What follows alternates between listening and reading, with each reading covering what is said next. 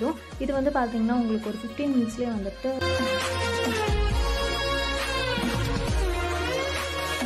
Hi days. இன்றைக்கி வந்து பார்த்திங்கன்னா ஒரு மினி vlog தான் நான் உங்களோட ஷேர் பண்ண போகிறேன். ஸோ தாலி பிரித்து கோக்கிறதுக்கு முன்னாடி ஒரு 3 days 4 days பேக் வந்து இந்த வீடியோஸ் எல்லாமே வந்து கேப்சர் பண்ணது. ஸோ நானும் ஜீவாவும் ஈவினிங் டைம் வந்து டிமார்ட் போயிருந்தோம் சில திங்ஸ்லாம் வந்து பர்ச்சேஸ் பண்ணலாம் அப்படின்ட்டு.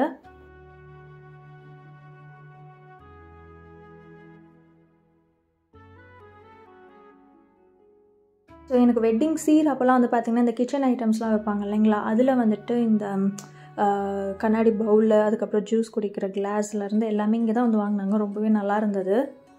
ஸோ எனக்கு பர்சனலாக அந்த ஐட்டம்ஸ் எல்லாமே இங்கே பிடிச்சி இருந்தது. கொஞ்சம் இந்த கிச்சனில் ஸ்டோர் குட்டி குட்டி பாக்ஸ் ஐட்டம் எல்லாமே வந்து பார்த்திங்கன்னா சூப்பராக இருந்தது. ஓ சென்யோரிட்டா பேசும் மெழுகு பொம்மையே, ஓ சென்யோரிட்டா பேசும் மெழுகு பொம்மையே.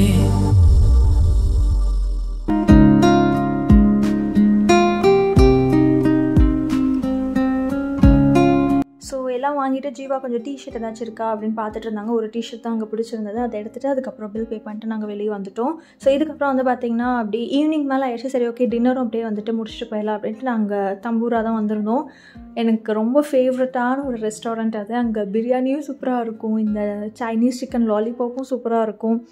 கொடுக்குற எல்லா டிஷ்ஷுமே வந்து பார்த்திங்கன்னா நல்லாவே இல்லை அப்படின்னு சொல்ல முடியாது, எல்லாமே வந்துட்டு நல்லா இருந்தது.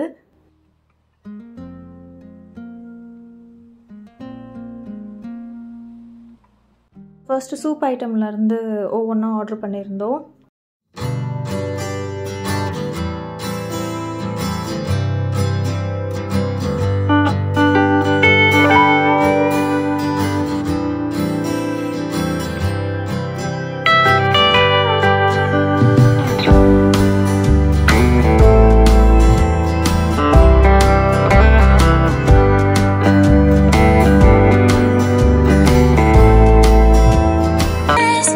ஸோ இந்த டிஷ் வந்து பார்த்திங்கன்னா இது வந்து சிக்கனும் ஃபிஷ்ஷும் ரெண்டும் மிக்ஸ் ஆன மாதிரி. ஃபிஷ் வந்து நல்லா கொஞ்சம் கிறிஸ்பியாக இருந்தது, சூப்பராக இருந்தது. ஸோ இது வந்து நெக்ஸ்ட் டே தாலி பிரித்து கோக்கிறதுக்காக என்னை வீட்டிலேருந்து அழைச்சிட்டு வந்துட்டாங்க அம்மா வீட்டுக்கு.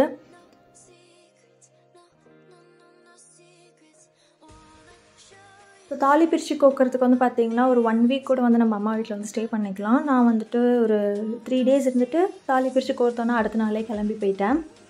ஸோ அழைச்சிட்டு வந்த டெய்லி வந்து பார்த்திங்கன்னா சாரியெல்லாம் சேஞ்ச் பண்ணிட்டு உடனே ஜிஆர்டி கிளம்பி வந்துட்டோம். ஏன்னா வந்துட்டு தாலியில் வந்து காசு நாணெல்லாம் போடுவாங்க இல்லைங்களா, அதெல்லாம் வாங்கலாம் அப்படின்னு வந்திருந்தோம்.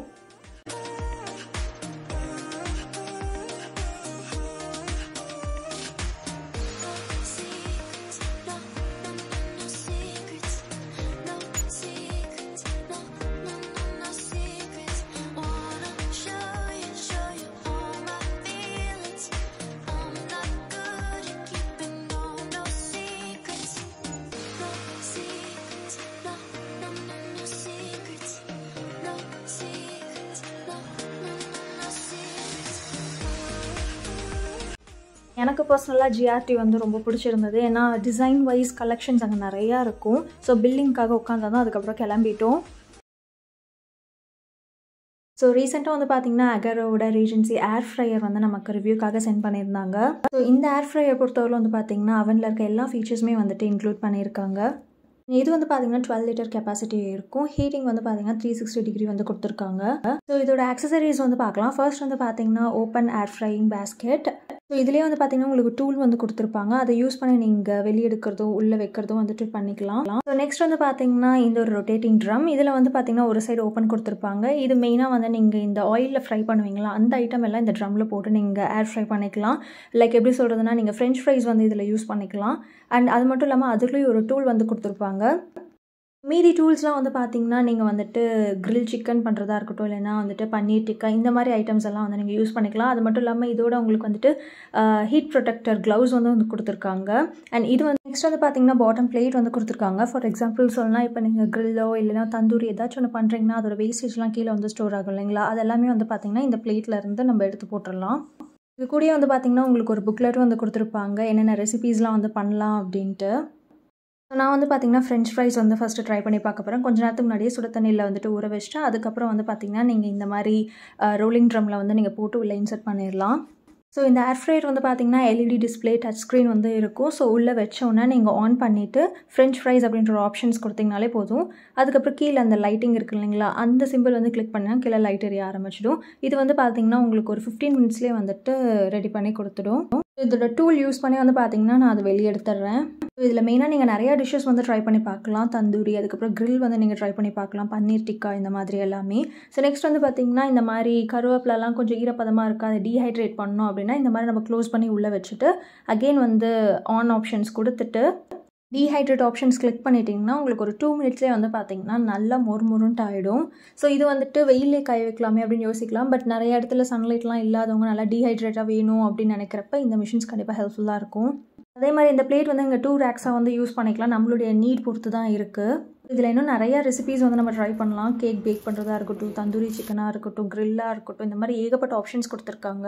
ஃபியூச்சரில் இதை பேஸ் பண்ணி நிறையா பண்ணலாம். லிங்க் டிஸ்கிரிப்ஷனில் கொடுக்குறேன், வேணா செக் அவுட் பண்ணி பாருங்கள். நெக்ஸ்ட் பார்லர் போயிருந்தேன். ரொம்ப மாதம் ஆச்சு, கிட்டத்தட்ட 2.5 மாதம் இருக்கும்னு நினைக்கிறேன். எப்பயுமே மந்த்லி வேக்சின்காக போவேன். வேக்சின் ஃபுல்லாக பண்ணி ஹேர்லாம் ரிமூவ் பண்ணேன். ஸோ இப்போ தான் டைம் கிடச்சனால போயிருந்தேன். அதே மாதிரி ஐப்ரோஸும் வந்து நான் பண்ணவே இல்லை. ஸோ அந்த ரீசனுக்காகவும் போயிருந்தேன். அதுக்கப்புறம் பெடிக்யூர் எடுத்துக்கலாம் அப்படின்ட்டு உட்காந்துருந்தேன்.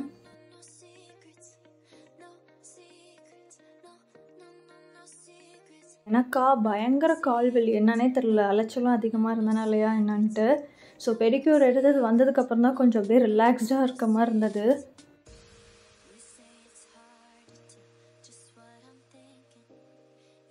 இப்போ பட்டு சாரியெல்லாம் வந்து பார்த்திங்கன்னா மோஸ்ட்லி நான் வந்து ப்ரீப்ளேட் பண்ண கொடுத்துருவேன். ஏன்னா எனக்கு பட்டு சாரி டக்கு டக்குன்னு மடிப்பெடுக்க வராது. நார்மல் சாரீஸ் எல்லாமே நானே வேர் பண்ணிப்பேன். ஸோ அதனால் வந்துட்டு அவங்க ப்ரீப்ளேட் உள்ளே பண்ணிகிட்டு இருந்தாங்க. நம்ம கீழே அந்த மாஸ்க், காலில் போட்டிருந்த அந்த மாஸ்க் ஆயிரம் வரல வெயிட் பண்ணிகிட்டு இருந்தோம்.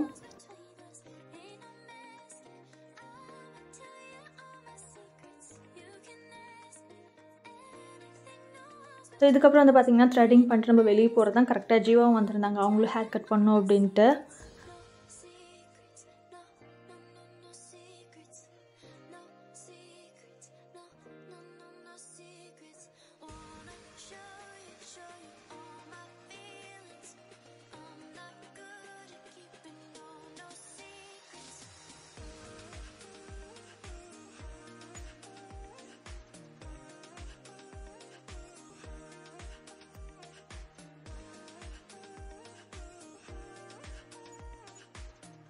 ஸோ நடுவில் நான் அம்மா வீட்டில் இருந்தனால சார் நம்மளை பார்க்க வந்திருந்தார். அதனால் சம்திங் ஆர்டர் போட்டிருந்தேன் சாப்பிட்றதுக்காக.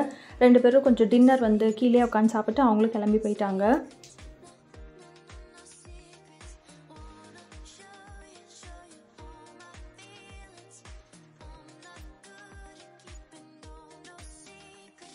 இது வந்து அன்றைக்கி நைட் ஒரு 9:30 or 10 இருக்கும்னு நினைக்கிறேன். கீழே ஃபுல்லாக வந்து க்ளீன் பண்ணோம் அப்படின்ட்டு. ஏன்னா நான் ப்ராடக்ட் ஷூட் பண்ணனால அங்கங்கே அப்படி அப்படியே இருந்திருக்கும். அடுத்த நாள் இங்கே தான் ஃபங்க்ஷனும் நடக்க போகுது இல்லைங்களா. அதனால் மாலையெல்லாம் ஃபுல்லாக மாட்டி விட்டுட்டு வீட்டெல்லாம் கூட்டி தொடச்சி விட்டுட்டு இருந்தோம் நானும் எங்கள் அம்மாவும். அதுக்கப்புறம் திங்ஸ்லாம் கொஞ்சம் அரேஞ்ச் பண்ணுற வேலையும் இருந்தது.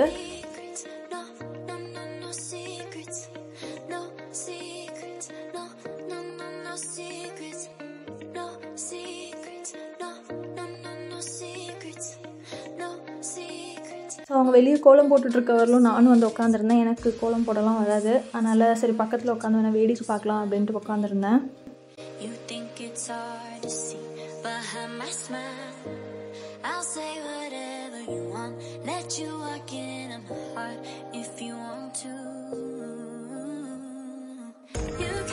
ஸோ நைட்டே எல்லாமே ப்ரிப்பேர் பண்ணி ரெடியாக வந்து வச்சுட்டாங்க. காலையில் எழுந்திரிச்சி எதுவும் பண்ணுறதுக்கு டைம் இருக்காது அப்படின்ட்டு நான் 8:30க்கு எல்லோரும் வர மாதிரி இருந்தது.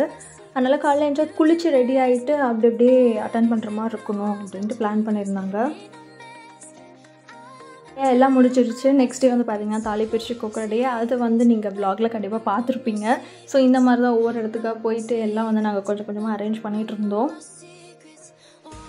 ஸோ இதோட இந்த வ்ளாக் வந்து முடியுது. நான் உங்களை நெக்ஸ்ட் வீடியோவில் வந்து பார்க்குறேன். பாய்.